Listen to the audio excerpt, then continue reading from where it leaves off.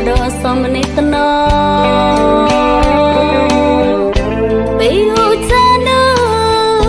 cứ na đấy một đùa hắn nhớ xuân chân bị tối buồn nô bị mà ném là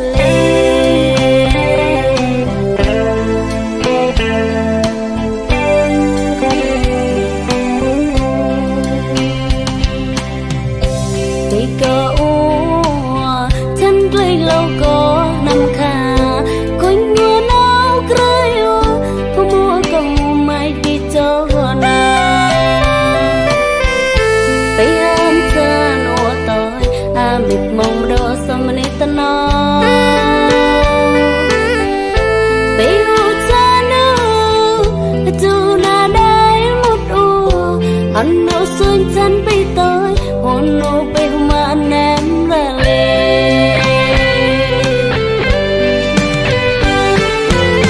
ôi thì cô tông mây klong xô cam lê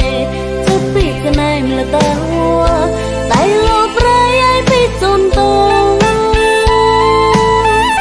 hãy hoa mùi kia tay mong klong xô bị làm mà bọn ra cây chân mong cam lê tay hôm pro mà cũng chẳng biết ta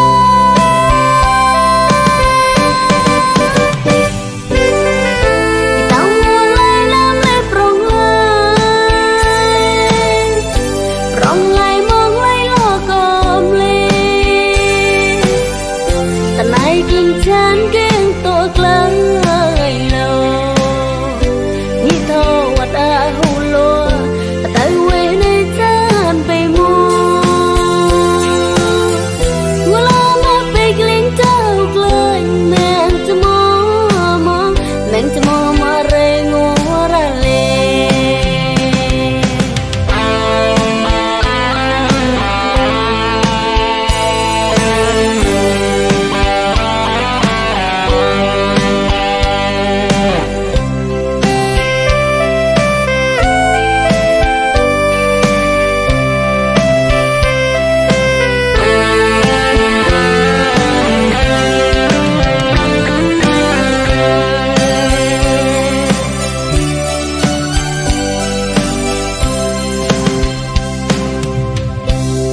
cơ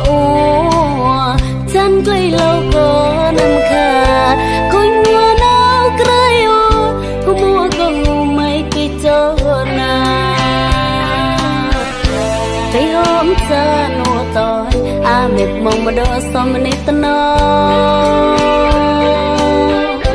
bị u cha nữa chú na đấy một đùa hắn ngô xuân chân bị tối buồn nô bị mà ném ra lê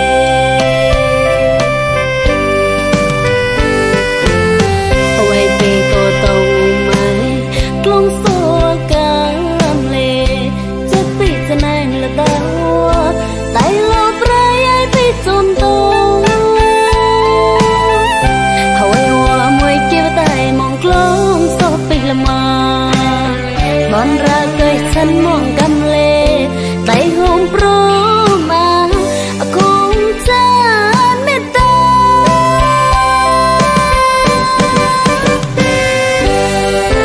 tao mua lại làm lại prong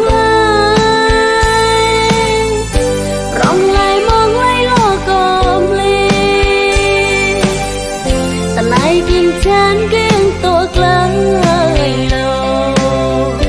như thâu vật đã hù lúa tới quê nơi chân về mua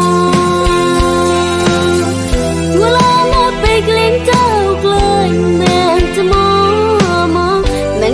mà rê ngô ra lê ngô lo mà về lên trâu cười men cho mò mà rê ngô ra lê ngô lo mà về lên trâu cười men cho mò